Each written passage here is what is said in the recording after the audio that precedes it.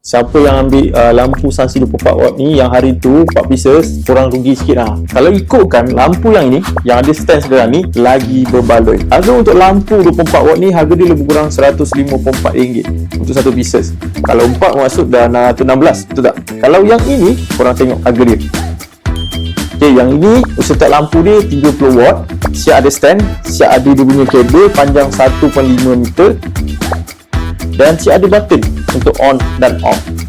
Okay, cuma untuk button on and off dia boleh hidup 2 depan, lepas tu satu button lagi hidup 2 belakang. Untuk mount dia sekali dengan glue stand ni sebenarnya berasingan dengan ni, dia tak ada sekali cantum dengan stand, so nanti korang boleh pasang dia lah.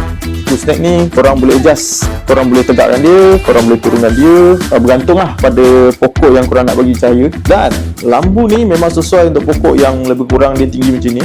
Kalau korang berminat, korang boleh komen kat bawah dan kita jumpa pada video seterusnya.